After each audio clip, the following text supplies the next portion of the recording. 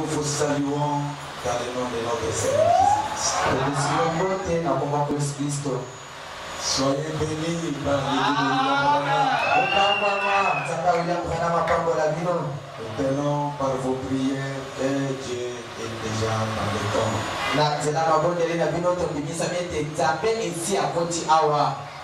Précieux témoignage pour tous ces enfants de Dieu ont vécu le long du jour, le long de la semaine.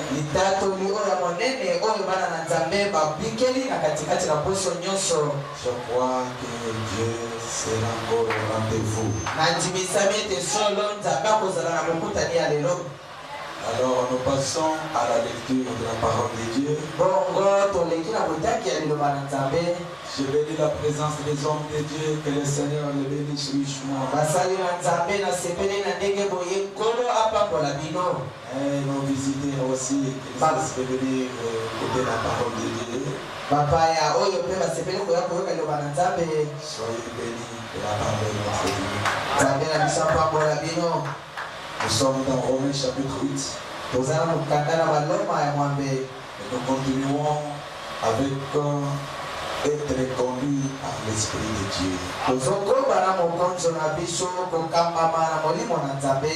Ça, c'est notre deuxième chapitre. Je crois pendant la semaine, nous allons toujours continuer avec ça. Romains chapitre 8, le verset 11 à 14.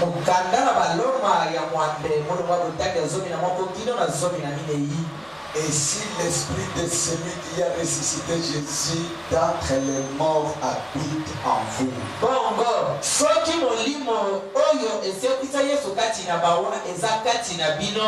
Celui qui a ressuscité Christ d'entre les morts rendra aussi la vie à vos corps mortels.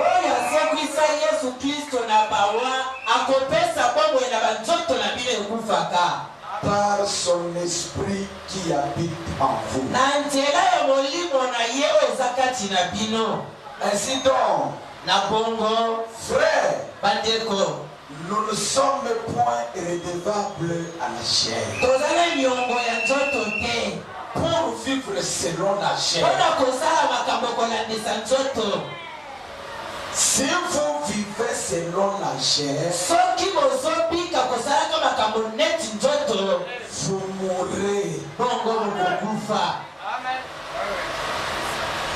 Mais si par l'esprit vous faites mourir les actions du corps, vous vivrez.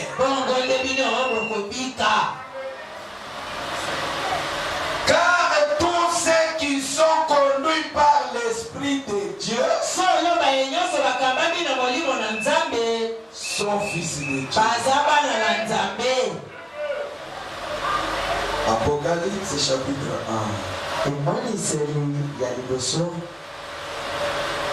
Verset 9 à 11. Moi, Jean, votre frère, et qui est part avec vous à la tribulation et au royaume et à la persévérance en Jésus.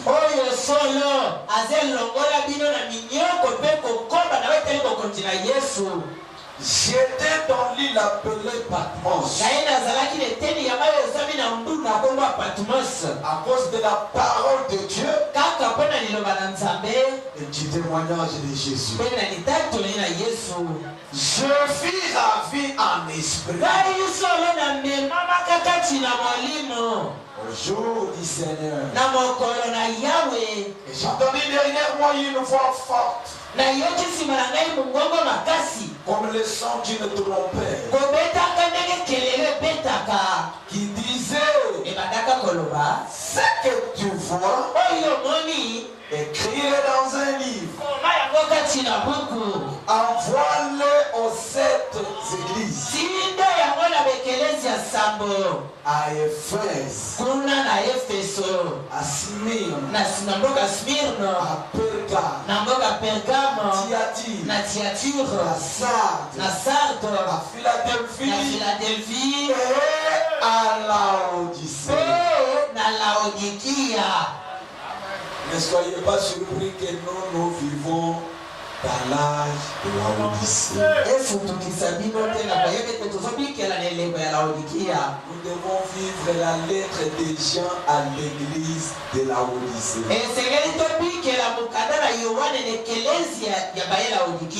Et la lettre des gens à l'église de la Odyssée, c'est la lettre, le message que Dieu a donné à Frère Branham.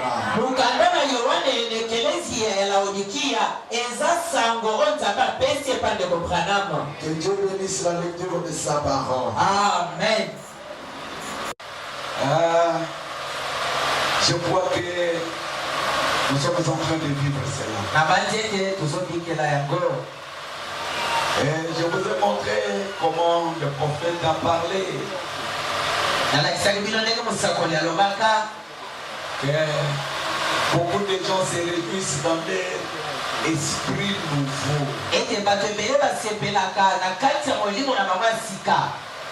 Mais ils pensent que c'était déjà le Saint-Esprit.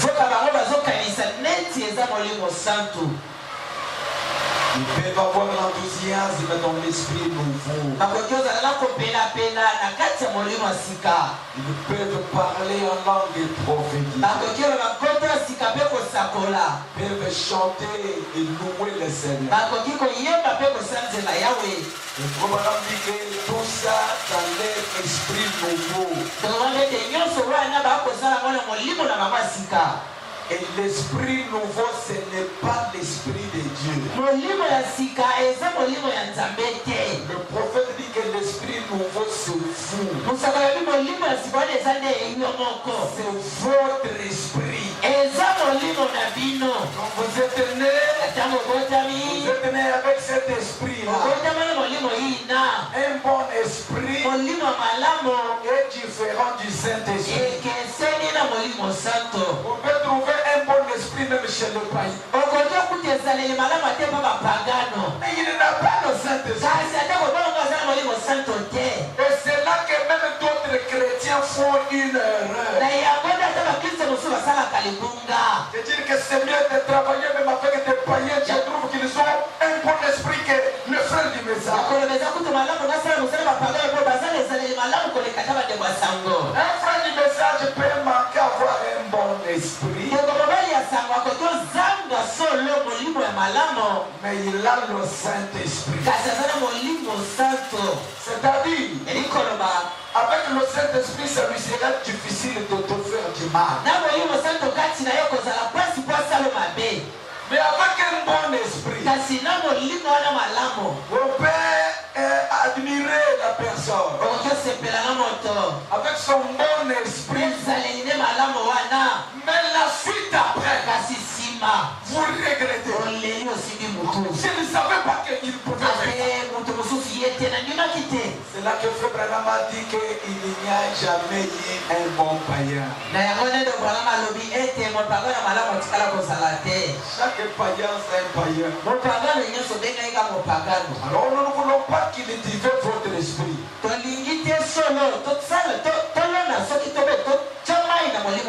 avez cru la parole. Dieu vous donne le nouveau esprit. Branham dit que c'est votre esprit. Dieu vous le retourne. La vie est déjà perdue. En grandissant, Dieu vous remet ça. Il dit qu'avec cet esprit, c'est pour que vous puissiez vous accorder avec et vous accordez aussi avec l'esprit de Dieu. C'est ça qui fait la joie à la personne. Je vais dans l'église. Je vais chanter. J'ai un témoignage. Dans l'esprit nouveau, on a ce réveil là. Mais jusque là, ce n'est pas comme l'esprit de Dieu. Le vraiment dit que quand l'esprit de Dieu vient, l'homme est appelé chrétien.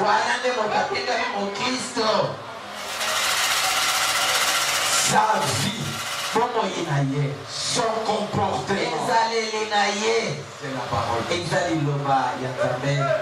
Que Dieu vous bénisse richement. Amen. Alors nous continuons aujourd'hui avec être conduit par l'Esprit de Dieu. Je sais que les frères ont très bien chanté. Que le Seigneur bénisse leur temps. Et vous tous, vous avez très bien chanté. Que Dieu bénisse le conducteur de chant et tous les gens qui ont bien chanté. Espérant qu'à la prochaine vous chanterez plus que ça. Qu'un jour qu'on parle que cette église-là, non. L'adoration, la louange là-bas, oh non. On parle de vous comme on parle des autres églises. Vous savez que j'ai toujours été sceptique. Vous êtes toujours dit que moi, je n'ai pas confiance à des choses qui se passent dans notre église pour que cela soit mon exemple. Ou bien les choses que je dois aimer.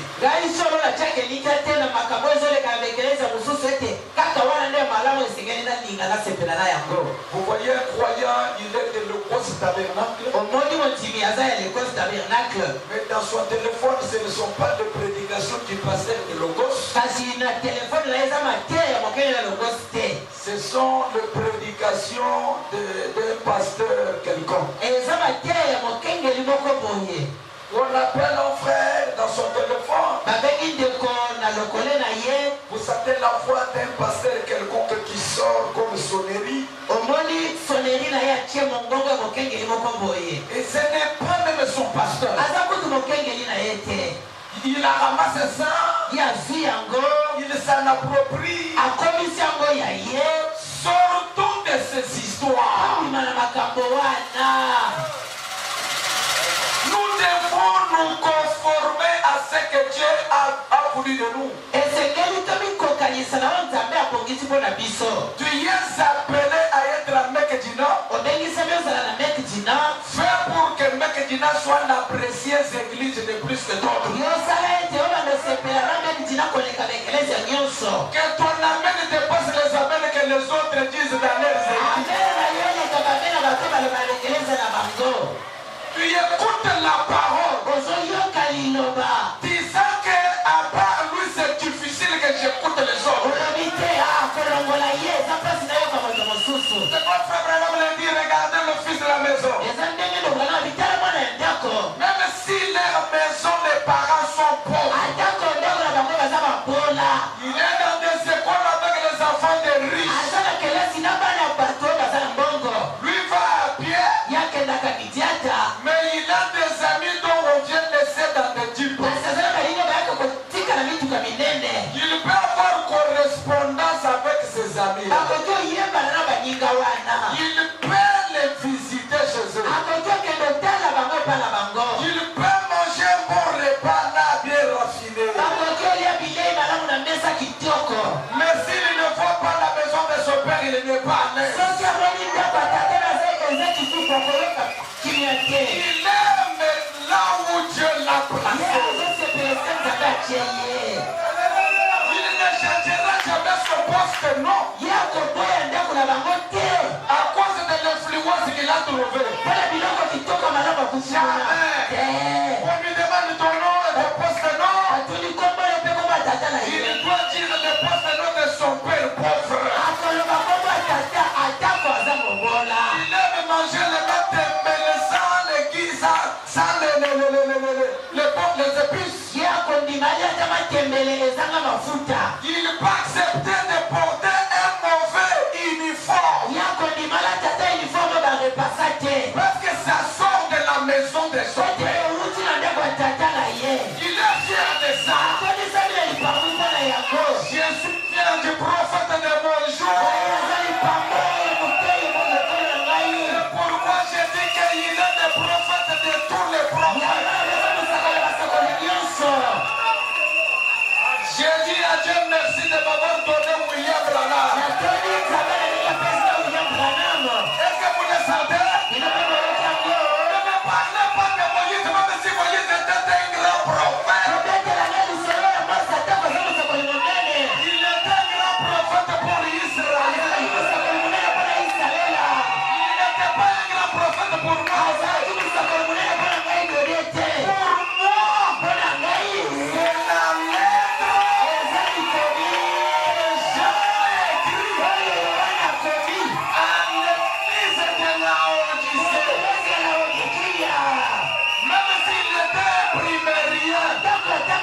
Il n'a pas étudié.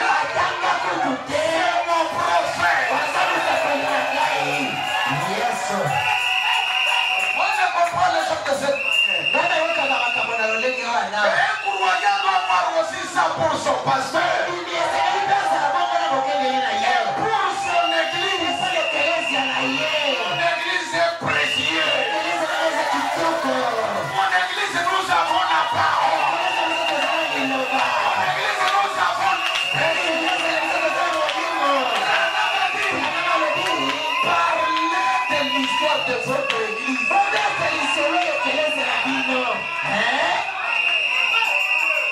Nous avons des conducteurs de chien. Nous prions pour qu'ils soient des vrais conducteurs. Nous avons des prédicateurs. Nous prions pour qu'ils soient de vrais prédicateurs.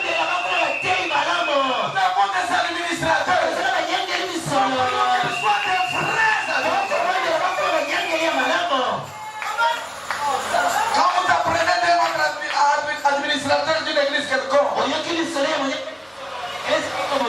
vous dites même les nôtres c'est parfait.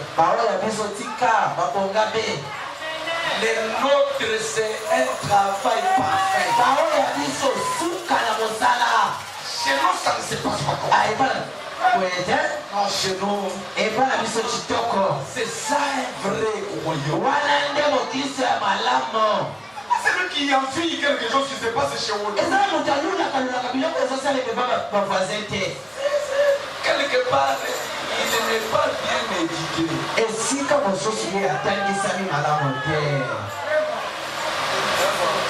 Un enfant qui envie la nourriture chez le voisin.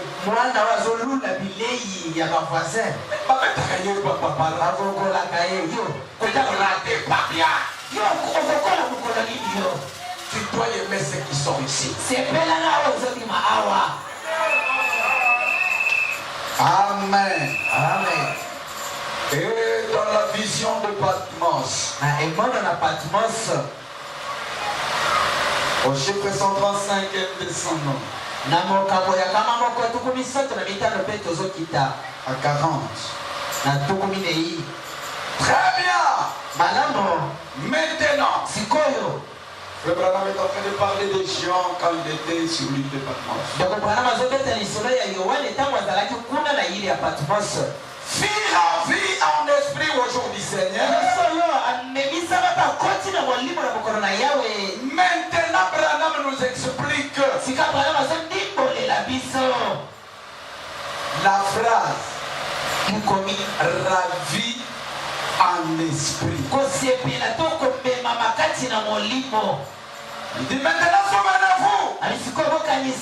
Quelle est la première chose que vous devez faire? Entrer dans l'esprit. Comment ces révélations vont-elles jamais vous parvenir? Entrer dans l'esprit. Comment allez-vous recevoir le Saint-Esprit? Entrez dans l'esprit, entrez dans l'esprit. Il n'y a rien que vous pouvez obtenir si vous n'entrez pas dans l'esprit de la chose.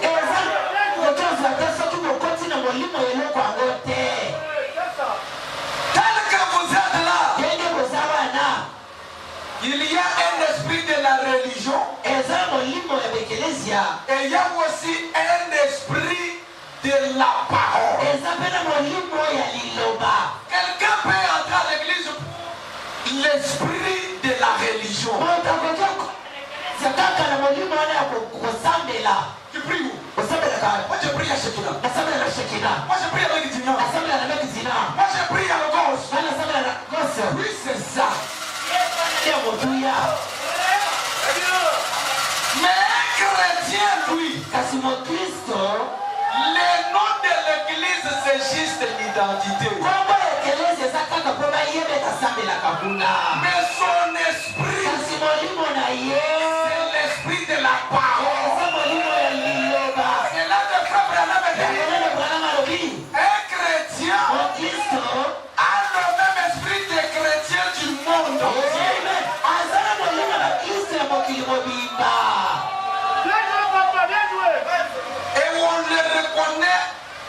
ces caractéristiques-là.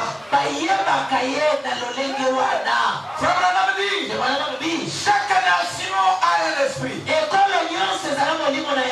Chaque nation est conduite par un esprit. Il y a un esprit congolais. Même s'il a l'étranger, on doit regarder. Mon frère, tu viens au Congo? Oui, oui. Ok, je le savais. Pourquoi? On a remarqué en lui un esprit congolais.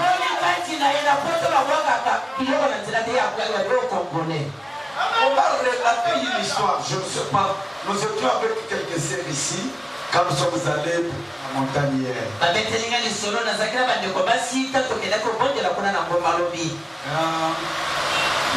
La personne qui est à l'entrée, il nous relatait une histoire, il dit, nous sommes allés en Chine. Écoutez l'esprit congolais. Pourquoi il disait ça? Il nous a trouvé, nous, qu'on n'avait pas cet esprit congolais. Nous étions rentrés là très patients. Une maman est venue. Et il a dit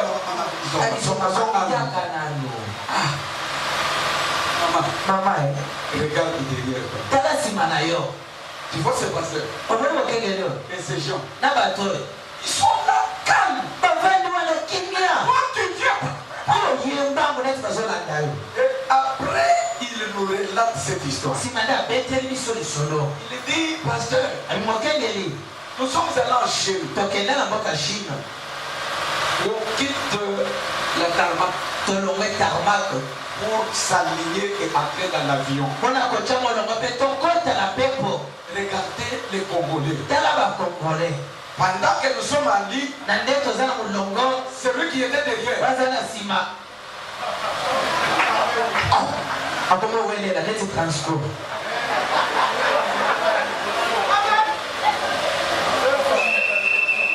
On l'a remarqué. On a compris que celui-ci doit être un Congolais. On lui a dit, monsieur, les places dans l'avion, c'est bien calculé. Il n'y a personne qui va rester ici sans entrer. Qu'est-ce que tu as fait? Bon. Comprenez? C'est un esprit congolais. C'est un esprit congolais.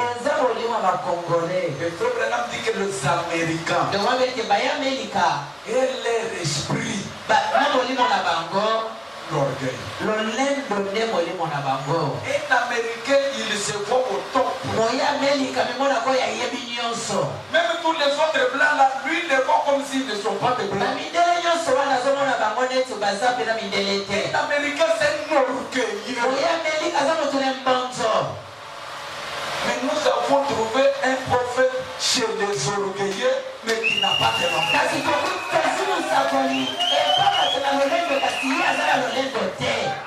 Et au Congo, nous avons des croyants qui ne sont pas dans l'esprit congolais, mais qui ont l'esprit de Christ. Et c'est ça que nous voulons que vous puissiez avoir. Le Congo, c'était notre passage de transit. Nous venons de l'éternité et nous rentrons à l'éternité. Nous ne sommes pas ici au Congo. C'était une place de notre parcours. Mais nous venons de loin. La Bible dit que nous sommes des pèlerins. Un pèlerin, c'est quelqu'un qui n'est pas chez lui. Il est dans le transit. Et pendant qu'il transite, il garde son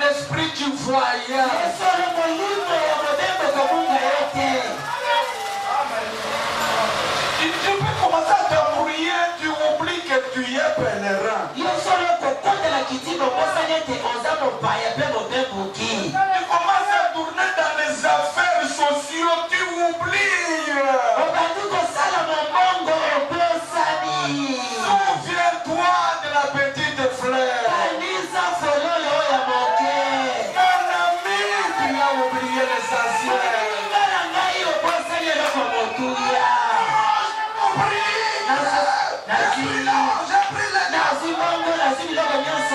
Tu as oublié l'essentiel.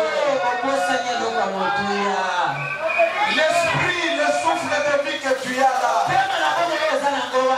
pour que tu sois traîné dans les affaires sociales,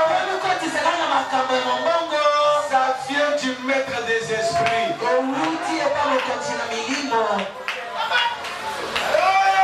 Il a besoin de voir ton souffle dans son service. Tu sors le dimanche ici.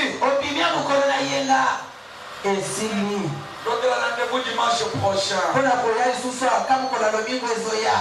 Ici il y a les empêchements, ça va.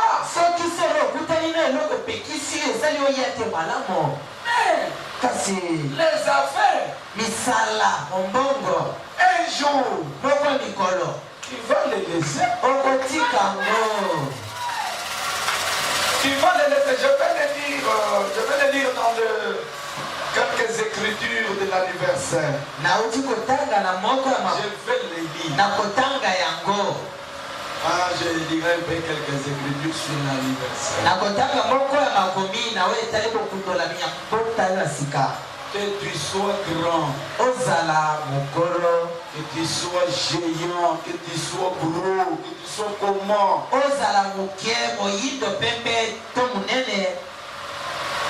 La mort et tes affaires ne peuvent jamais négocier avec la mort. Nous avons besoin d'entendre une douce voix. Comme cette voix était sortie quand Daniel Kiri était bloqué là.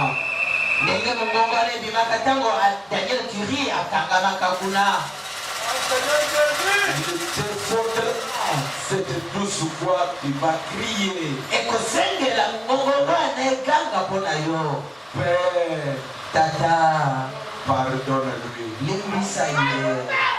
Parce que la terre, il avait pris position pour moi.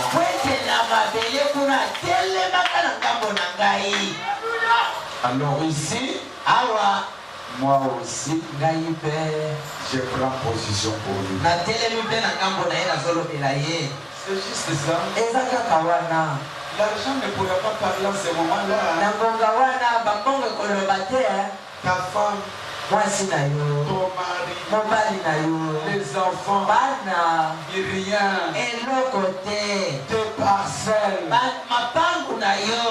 S'il y a la chose que nous devons combattre pour avoir, c'est le Saint-Esprit.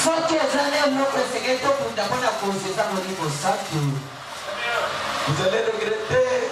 Si vous n'avez pas de Saint-Esprit, vous allez regretter. Nous parlons d'être conduit par l'Esprit de Dieu. Branham dit, quelle est la première chose que vous devez faire? Entrer dans l'Esprit. C'est-à-dire l'Esprit est là. C'est toi qui dois entrer. Branham dit que pesez le mot que j'ai dit. Il ne dit pas qu'il appelle l'Esprit qui entre en vous. Vous devez entrer dans Est-ce qu'ils le comprennent? C'est comme cet endroit ici. Ça ne peut pas venir vers toi pour rentrer à toi. Mais c'est toi qui viens entrer ici. Donc l'esprit aussi, l'esprit de Dieu existe. Même quand j'ai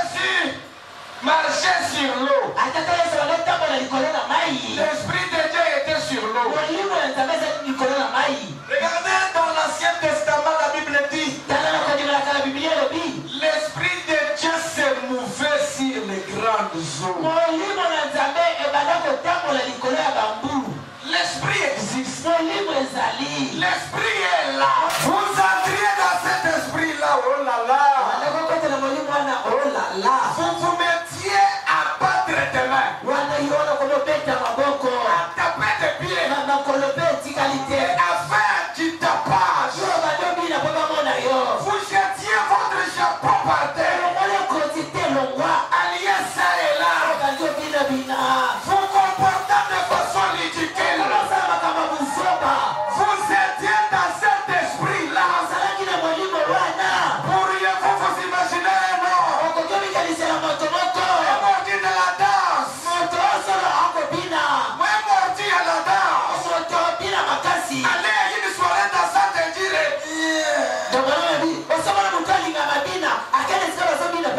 je pense que vous vous amusez tout très bien. Lui dira-t-on, si tu fais tapisserie, sors d'ici. Vous voyez, les gens qui sont déjà dans cet esprit-là vont lui dire ça. Si vous alliez assister à un match de baseball et que quelqu'un marque un but ou fasse une certaine chose et que reste assis, vous regardiez d'ici. Je pense que ce n'était pas mal. Vous n'êtes pas un mordu du baseball. Vous n'êtes pas un frère. Alléluia. Vous n'êtes pas dans l'esprit du baseball. Lorsque quelqu'un marque un but, vous vous leviez et criez. Par exemple,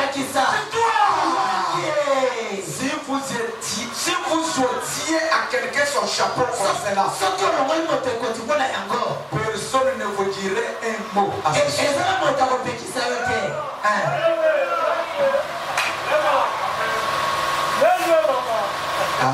Amen. Amen. Amen. Si donc à l'église, étant entré dans l'esprit, vous vous leviez et criez.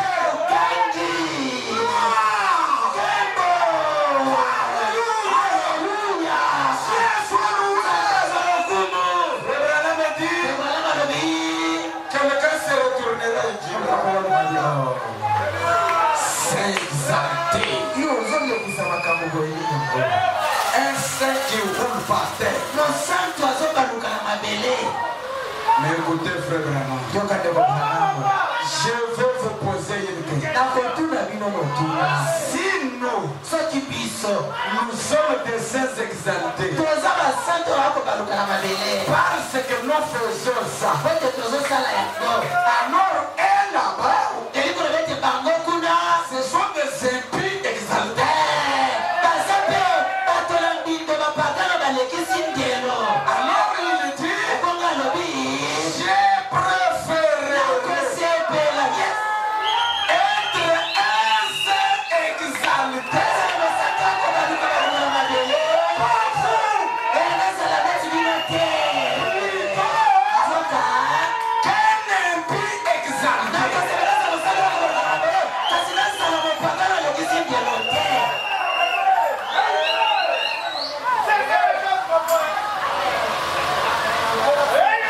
Montez un peu. Je vois les 40% froid. Montez un peu.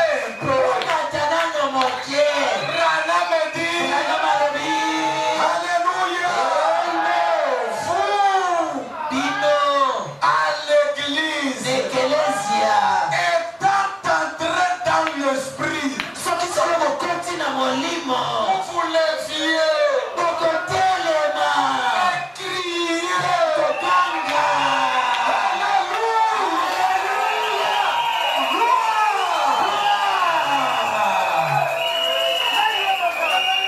Ça c'est frère Branham.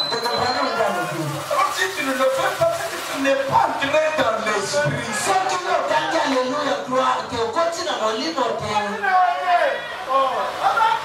mon père ratait même ce que nous cherchons. Vous voyez même les politiciens ici. Ils marchent avec des postes. Il a été déjà avec le chef de l'État. Le chef de l'État connaît qu'il a un parti politique. Des fois, il veut qu'il lui donne un ministère quelconque. Où il doit être un PDG de telle société. Tel qu'il marche là, il marche avec des postes. Et il doit regarder dans sa partie politique comment les gens font le travail. Il ne fait que regarder. Tu peux avoir la compétence. Tu peux avoir des diplômes. Mais s'il ne te remarque pas entrer dans l'esprit de sa patrie politique, il regrettera même un alphabet de recevoir un travail. Et toi, tu es toujours là. Dieu descend dans l'assemblée de Dieu. Frère Branham a dit, le Saint-Esprit parle, le Saint-Esprit dit Amen. Et c'est un travail. Et Dieu qui est descendu, il me regarde. Quand tu vas sortir de cette porte, pourquoi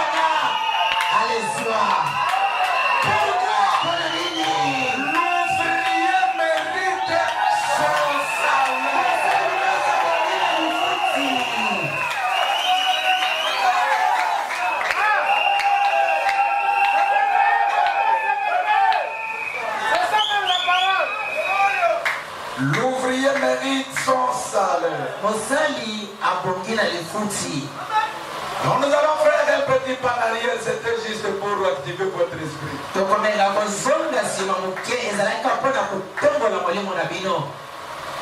Je sais là où vous êtes arrivés. Que Dieu soit béni pour ça. Et nous voulons maintenant parler de l'esprit. Selon la vision qu'on avait le mercredi. Dans les questions et les réponses. Je dois faire la chose que j'avais lu le mercredi dans Conduit par l'Esprit de Dieu.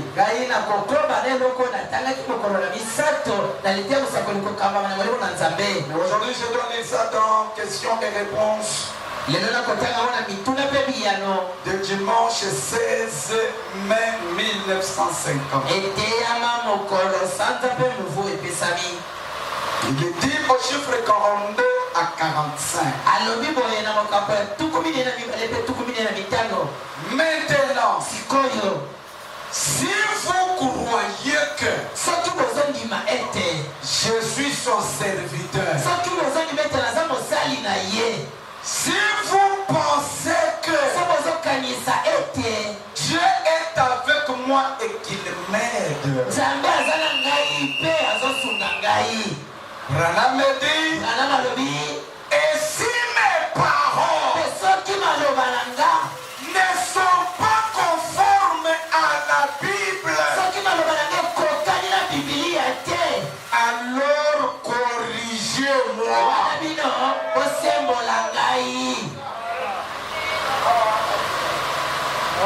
Que le Seigneur vous bénisse. C'est clair. Pour la personne qui voit que ses paroles ne sont pas conformes à la Bible, j'ai pris ça pourquoi? Et j'ai compris qu'il faut que je puisse entrer sur Facebook. Quelqu'un qui s'y prend bien, qui me donne, qui ne parle pas Facebook. Je suis en train de voir des frères qui sont tellement chauds sur le Facebook. J'ai apprêté la page de mon épouse. Mais j'ai vu des réactions de gens. les autres de notre église. Le pasteur, le révérend Barouti, je cite pour ne pas, ce n'est pas pour vous dire de mal. Ce n'est pas aussi pour dire le bien. Mais je cite seulement. Il a lancé une vidéo. Non, les gens vont lancer sa vidéo. Je ne crois pas que lui pouvait faire ça. Il dit quoi? Frère Branham, il a refusé, il a dit que le noir ne peut pas se marier avec le blanc. Non! J'ai corrigé cela. Nous tous, nous venons d'Adam. Il a souligné, j'ai corrigé cela. Et quand j'ai pris cette écriture, c'est pour soutenir sa pensée là.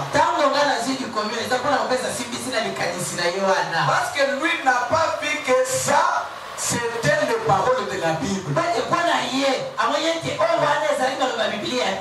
Mais nous ici, nous croyons que Frère Branham, depuis sa première prédication jusqu'à la dernière, tout ce qu'il parle, c'est la Bible.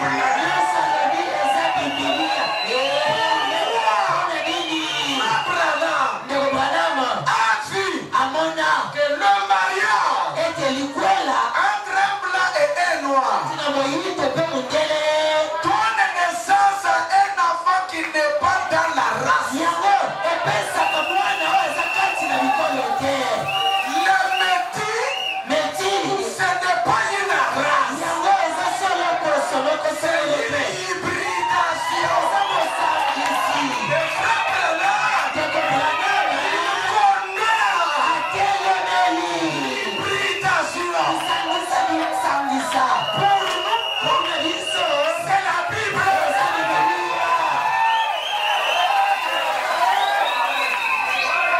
Mais nous ne sommes pas l'encre correcteur pour aller corriger quelqu'un dans ce qu'il croit. Alors vous, ne soyez pas là pour détecter les erreurs des gens. Pourquoi je dis ça? Ça ne vous laisse jamais un bon esprit. Vous risquez de manquer de révérence. Vous manquez de respect. Tant que Branham nous dit de respecter chaque serviteur de Dieu. Ce qu'il croit.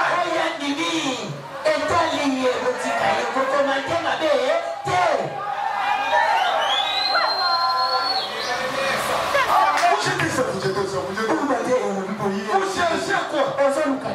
Il n'est pas votre pasteur. Est-ce que je mens? Est-ce que je mens? Dans la marche que Frère Branham avait vue, l'épouse du Seigneur, Frère Branham dit, chaque épouse avec le drapeau de leur pays. Amen. Frère Branham, devant Paul, devant chaque messager, devant le peuple qu'il a prêché, et chaque croyant derrière son pasteur. Quelque chose que quelqu'un fait dans son église. Pourquoi ça doit vous attirer? Quand vous lancez là, ça représente que l'écriture de la Bible.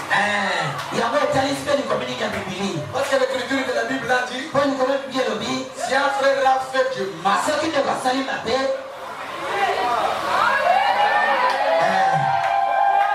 tu vas te retrouver, tu n'es pas chrétien. À cause de l'ambiance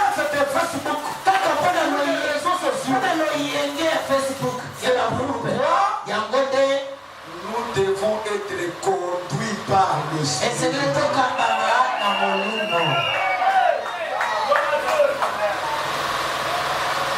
Il croit, oui, il a remplacé Frère Branham. Vous ne le croyez pas. Laissez ce que lui croit là côté. Vous évoluez avec ce que vous croyez. Dieu ne te connaîtra jamais de point quand tu es en train de prendre les erreurs des gens.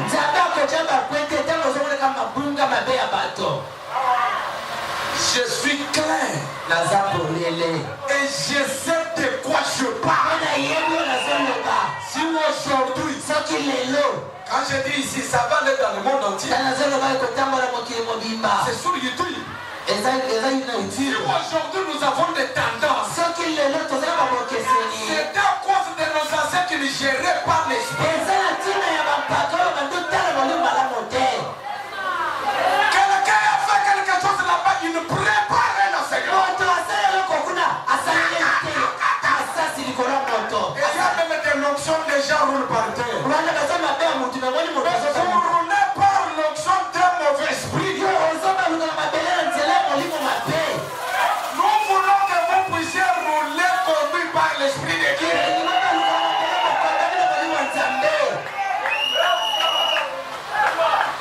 Nous sommes en train de prendre de l'âge. Quel est l'exemple que nous allons vous laisser? Les critiques des églises, ça nous amène quoi?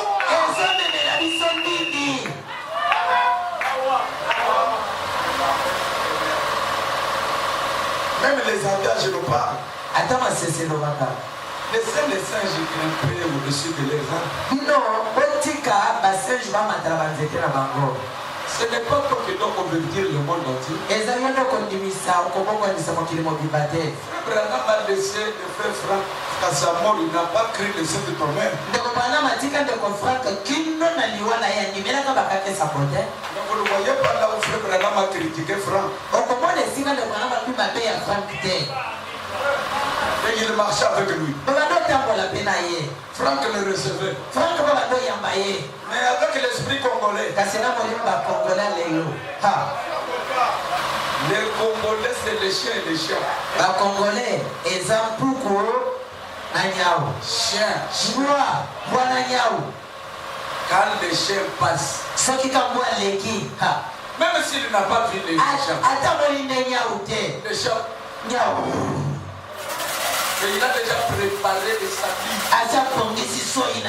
Qu'est-ce qu'il t'a fait?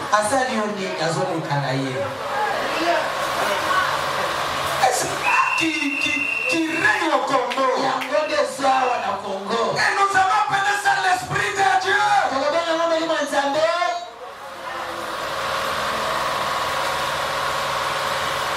Frère Branham Junior Jackson a divisé Branham Tabernacle. Il est allé faire une église. Frère Branham vient à la chair. Il dit, vous les frères qui sont du côté de notre frère Junior Jackson a fait une église. Si vous n'avez pas de transport pour aller,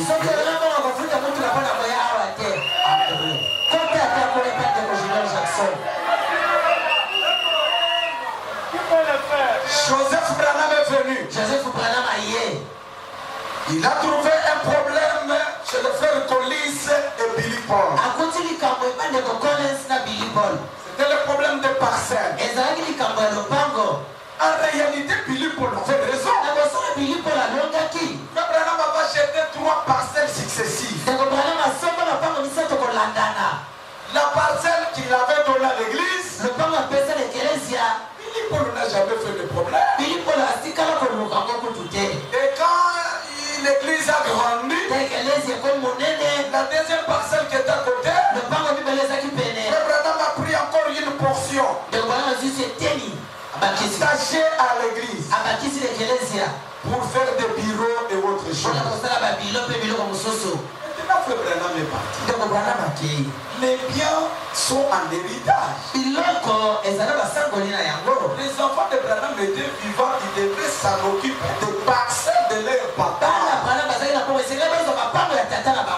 L'administration n'avait pas acheté ça. Le pasteur qui avait acheté par le peu qu'il avait donné. Alors, frère Collins, quand il voulait agrandir le travail, il est allé mettre la main dans notre partie qui restait. C'est là que Billy Paul a dit, il est vrai que tu peux prendre ça si tu nous demandes. Nous sommes des chrétiens. Si tu nous demandes qu'il faut agrandir les bâtiments, c'est ok. Prendre comme si c'était un bien de l'église. Donnez les documents. Aucun document. Les documents dans les mains de Billy Paul. Et Billy Paul paie son nom dans les documents. Le nom de Collins n'est pas dans les documents. Il s'est énervé. Il a quitté Branham Tabernacle. Quand il a quitté Branham Tabernacle, il est allé faire l'église. Maintenant, le Branham Tabernacle a choisi Joseph comme pasteur. Quand Joseph est venu, la première prédication, il leur a mis la bande sur le respect. Quand ils ont écouté le respect, lui aussi a commencé à prêcher sur le respect. Et par après, il a entendu que le frère Collins devait faire la campagne. Il a pris les gens de Branham Tabernacle, descendant pour soutenir la campagne de notre frère Collins.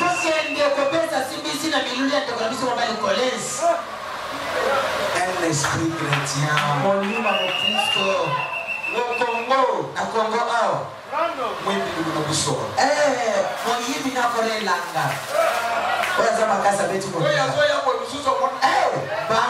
mais un prédicateur, tu prêches quoi aux gens? Prêches quoi aux gens? Toi-même, tu n'as pas un esprit chrétien. Est-ce que vous êtes là? Nous ne sommes pas là pour corriger les erreurs des hommes. Mais nous sommes là pour corriger nos erreurs. Le message de l'air n'est pas venu chercher le frère Balouti, mais ça me cherche moi. Lui aussi dira de la même manière que le message est venu me chercher. Donc chacun de nous doit faire un effort pour quitter un mauvais esprit et être dans l'esprit de Christ. Prenez pas des choses comme ça pour publier. Et surtout que vous êtes un croyant, influent dans l'église, où on peut connaître que ses frères viennent de mettre du chez Dodé.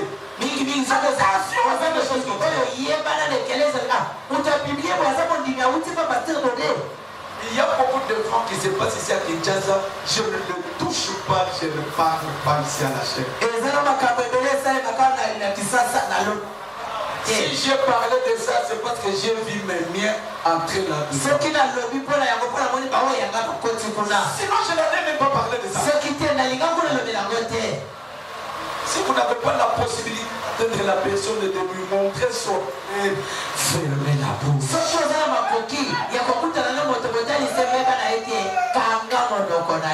Continuez seulement à prier pour nous. Il n'y a pas dans la Bible il écrit de nous haïr les uns les autres. Et l'écriture nous dit de prier pour les uns les autres. Et de nous aimer les uns les autres. Et d'aimer même nos ennemis. Connaît plus forte raison, incroyable du message, un serviteur de Dieu. Et de la référence à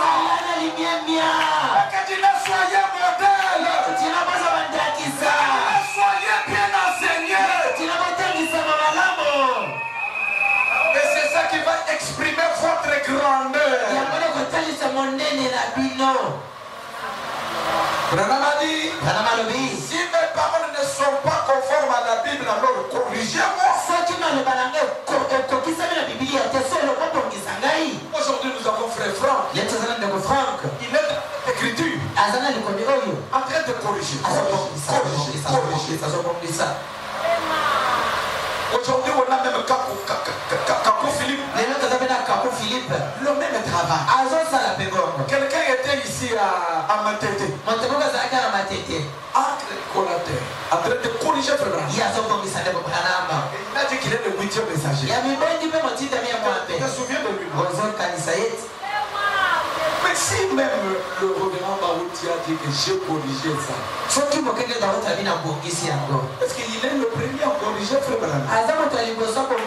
Il y a des gens qui ont corrigé Frère Branham. Et toi qui connais qui est Branham, tu connais que l'écriture te dit qui êtes-vous pour corriger un prophète? Regardez ce que Myriam et Aaron ont fait. Après avoir confirmé que Moïse venait de Dieu, après avoir confirmé, ils ont traversé l'eau à cause de Moïse. L'onction est descendue. Myriam a parlé à cause de Moïse. Mais un jour il se retrouve dans un coin. Il veut se faire qui? Il veut se faire qui? J'ai descendu. Tu as frappé. Et la guérison qui est arrivée où?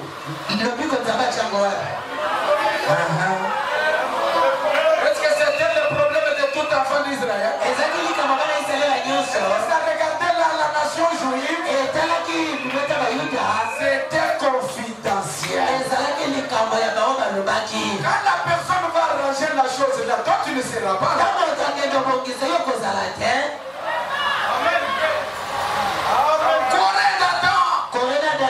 Sont sortis. Moïse. Nous avons beaucoup de pasteurs aujourd'hui qui disent que le temps de Branham est déjà fini. Ils sont nombreux. Mais vous croyez ce que vous croyez? Le temps de Branham va terminer quand nous nous allons quitter. Ce que nous vivons ici,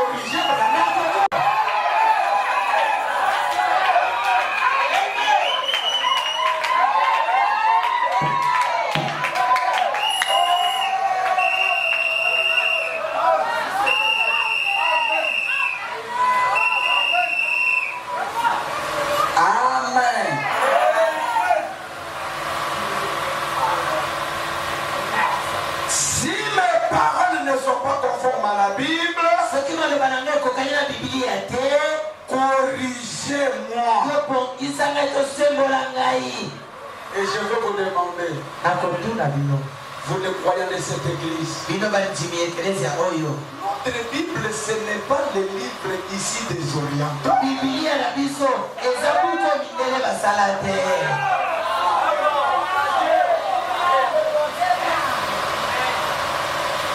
Mais un prophète, c'est une Bible que l'on ne peut ni ajouter ni retrancher.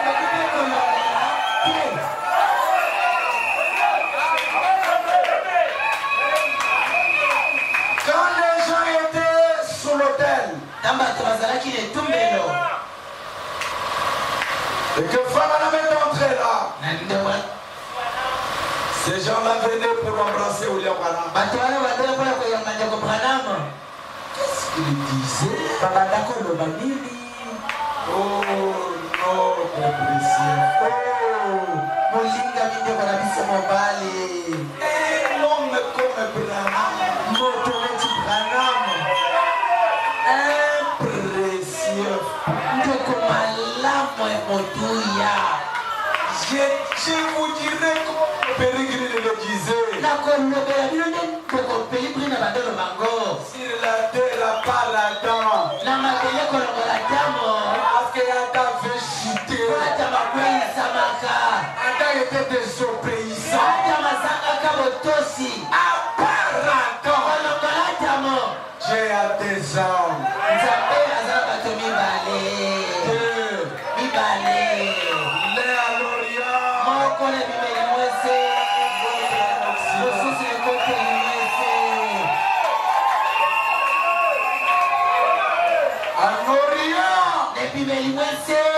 C'est Jésus de Nazareth. Tirez mon attention. Je ne parle pas du Seigneur Jésus-Christ. Je parle du prophète de Galilée.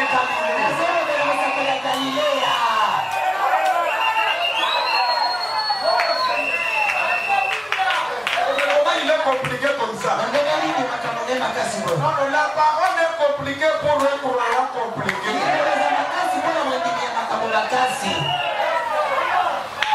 Je ne parle pas du Seigneur Jésus-Christ. Parce que le Seigneur Jésus-Christ, lui, ne change pas. Il est le Dieu d'Hébreux 13:8. Et le Jésus-Christ de Hébreux 13:8, ce n'est pas celui.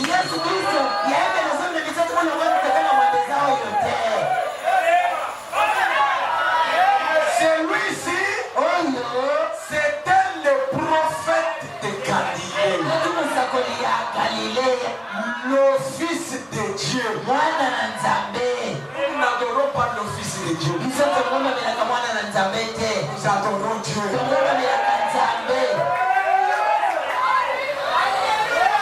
Et le fils avait un début de son ministère et une fin de son ministère.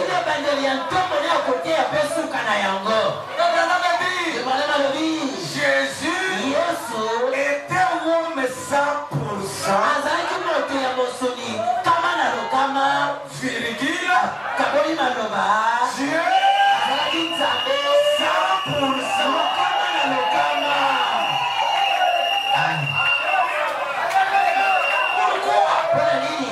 Dieu n'a pas de compte. La Bible dit Dieu est esprit.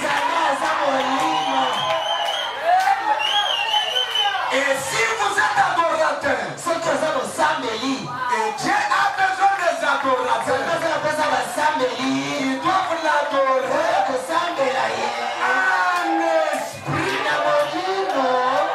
en vérité.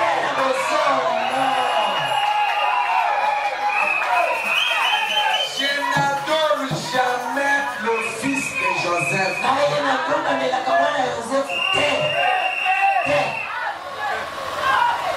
Quand il a quitté la terre, il est monté.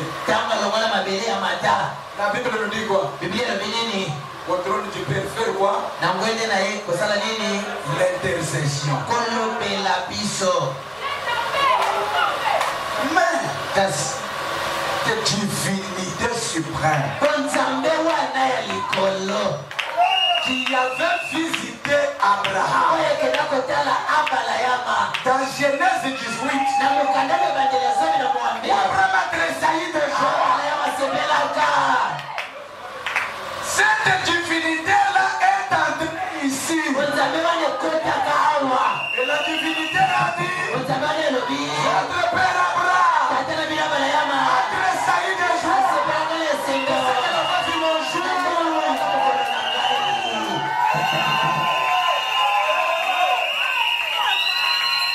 Et au temps de l'enfant,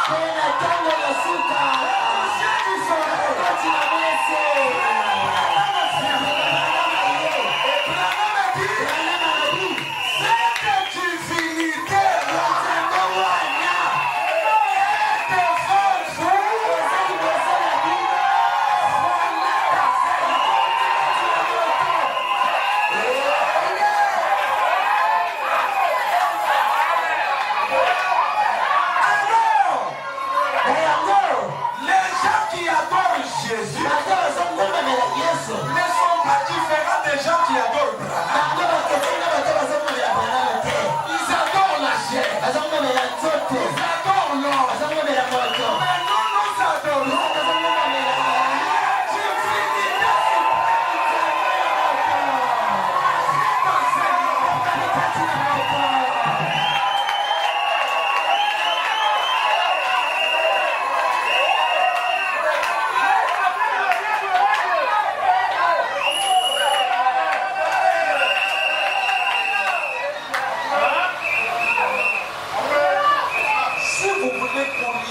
prenez l'encre. Ceux qui ont ligu au symbole la joie encre. Il n'y a personne qui peut vous condamner. Et ça, notre commission de la beauté. Vous pouvez garder pour vous. Mais moi, je vous dis ma foi. Mon expérience. Frère Branham, moi, je le crois même dans la chose qu'on appelle l'hiver. Je sais que même